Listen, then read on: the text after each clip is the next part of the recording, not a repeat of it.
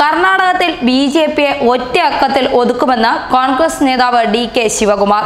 കോഴ നൽകി കോൺഗ്രസ് എംഎൽഎമാരെ കയ്യിലാക്കാൻ ബിജെപിയുടെ ശ്രമം തുടരുകയാണ്. എന്നാൽ കോൺഗ്രസ് ജെഡിഎസ് സഖ്യത്തിൽ താഴെത്തട്ടിൽ പ്രശ്നങ്ങളുണ്ടെന്നും മന്ത്രി കൂടിയായ അദ്ദേഹം പറയുന്നു. ബിജെപിയുടെ തന്ത്രങ്ങളെല്ലാം തകർത്ത് കർണാടകയിൽ സഖ്യ സർക്കാർ ഉണ്ടാക്കുന്നതിന് ചുക്കാൻ പിടിച്ച നേതാവ്. കർണാടക കോൺഗ്രസിൽ പുതിയ നായകനായി വളരുന്ന ഡി.കെ. ശിവകുമാർ ഈ തിരഞ്ഞെടുപ്പിലെ ലക്ഷ്യം പ്രഖ്യാപിക്കുന്നു. ബിജെപിക്കെതിരായ മുഖ്യ ആയുധമാക്കി ജെഡിഎസ് സഖ്യത്തെ നിലനിർത്തുന്നതിൽ നിർണായക പങ്ക് വഹിക്കുന്ന അദ്ദേഹം സഖ്യത്തിൽ പ്രശ്നങ്ങളുണ്ടെന്ന് സമ്മതിച്ചു. പക്ഷേ തകരില്ല. പണം കൊടുത്ത് അധികാരം പിടിക്കുന്ന നാടകങ്ങൾ തിരഞ്ഞെടുപ്പിന് ശേഷം ഉണ്ടാവുന്നതാണ്.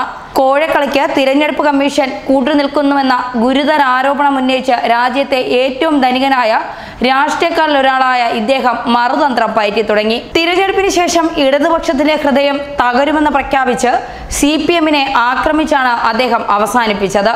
കർണാടകയിൽ കോൺഗ്രസ് മുന്നേറ്റത്തിനും ബിജെപിയുടെ പതനത്തിനും ചുക്കാൻ പിടിച്ചത് മുൻ മന്ത്രിയും മുതിർന്ന നേതാവുമായ ഡി.കെ. ശിവകുമാറാണ്. എംഎൽഎമാരെ സുരക്ഷിത താവളത്തിലേക്ക് മാറ്റിയതും തന്ത്രങ്ങൾ മെനഞ്ഞതും പ്രവർത്തകരുടെ ഡി.കെ.യാണ്. ഇതാദ്യമായല്ല ഡി.കെ. ശിവകുമാറിന്റെ നേതൃത്വത്തിൽ കോൺഗ്രസ് എംഎൽഎമാരെ ഈഗിൾടൺ റിസോർട്ടിൽ സംരക്ഷിക്കുന്നത്. മഹാരാഷ്ട്രയിലെ വിലാസ് റാവു ദേശ്മുഖിന്റെ സർക്കാരിനെ രക്ഷിക്കാൻ എംഎൽഎമാരെ റിസോർട്ടിൽ സംരക്ഷിച്ചത് ഡി.കെ. ശിവകുമാറായിരുന്നു. സോണിയാഗാന്ധിയുടെ പൊളിറ്റിക്കൽ സെക്രട്ടറി കൂടിയായ രാജ്യസഭാ സ്ഥാനാർത്ഥി അഹമ്മദ് പട്ടേലിനെ വിജയിപ്പിക്കാൻ ഗുജറാത്തിലെ കോൺഗ്രസ് എംഎൽഎമാരെ കർണാടകയിലെ റിസോർട്ടിൽ സംരക്ഷിച്ചതും ഡി.കെ. ആയിരുന്നു. 2002 വിലാസ് റാവു ദേശ്മുഖിന്റെ നേതൃത്വത്തിലുള്ള മഹാരാഷ്ട്രയിലെ കോൺഗ്രസ് സർക്കാർ പ്രതിസന്ധി നേരിട്ടപ്പോൾ അദ്ദേഹം കർണാടകയിലെ നേതാവ് SM കൃഷ്ണയുടെ സഹായം തേടുകയായിരുന്നു. കൃഷ്ണ ദൗത്യം ഡി.കെ. ശിവകുമാറിനെ ഏൽപ്പിച്ചു.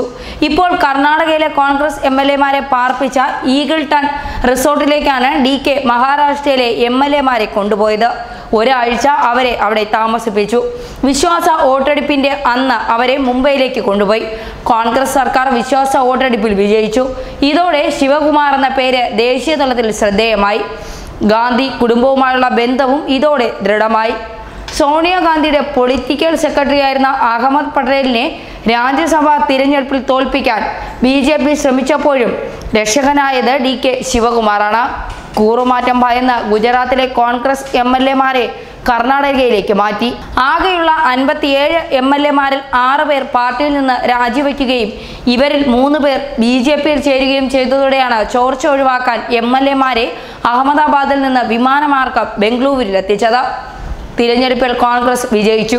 പിന്നാലെ ഡി.കെ. ശിവകുമാറിന്റെയും ബന്ധുക്കളുടെയും അടുപ്പക്കാരുടെയും സ്ഥാപനങ്ങളിലും വീടുകളിലും ആദായ നികുതി വകുപ്പിന്റെ വ്യാപക റെയ്ഡ് നടന്നു. തിരിച്ചടിയായി. കർണാടകയിലെ ബിജെപി നേതാക്കൾക്കെതിരായ കേസുകൾ പൊടി തട്ടിയെടുക്കാൻ കോൺഗ്രസ് സർക്കാരും ശ്രമിച്ചു. ശിവകുമാറിനെതിരെ 2 ദിവസവും തുടർന്ന റെയ്ഡിൽ ഡൽഹി, ബംഗളൂരു, മൈസൂരു എന്നിവിടങ്ങളിൽ നിന്നായി 11.43 കോടി രൂപയാണ് കണ്ടെടുത്തത്. ശിവകുമാറിന്റെ സദാശിവനഗറിലെ വസതിയിലെ ലോക്കറുകളുടെ രഹസ്യ പാസ്വേഡ് പറയാൻ തയ്യാറാകാത്തതിനെ തുടർന്ന് പൂട്ടുകൾ പൊളിച്ചാണ് രേഖകൾ പുറത്തെടുത്തത്.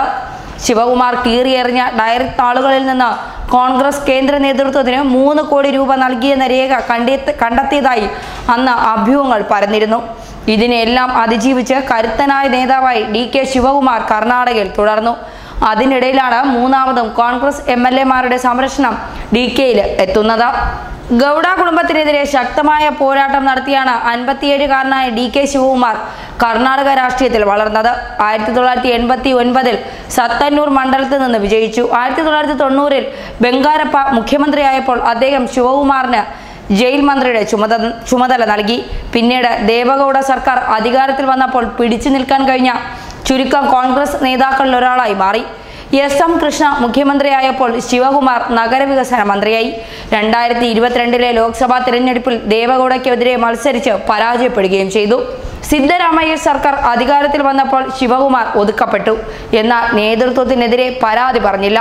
2014 ഊർജ്ജ മന്ത്രിയായി. 2017 കർണാടക PCC പ്രസിഡന്റ് ആകാനുള്ള അവസരം ലഭിച്ചെങ്കിലും സിദ്ധരാമയ്യ എതിർത്തതിനാൽ നടന്നില്ല. അപ്പോഴും പാർട്ടി കേന്ദ്ര നേതൃത്വത്തിനെതിരെയും സിദ്ധരാമയ്ക്കെതിരെയും ഒന്നും പറയാതെ ശിവകുമാർ പാർട്ടിയിൽ തുടർന്നു. ഇപ്പോൾ വളരെ നിർണായകമായ ഒരു ഘട്ടത്തിൽ ബിജെപിയുടെ തന്ത്രങ്ങളെ തോൽപ്പിച്ച് ഡി.കെ. വീണ്ടും കോൺഗ്രസിന്റെ രക്ഷകനാകുന്നു. ന്യൂസ് ഡെസ്ക് മലയാളി വാർത്ത.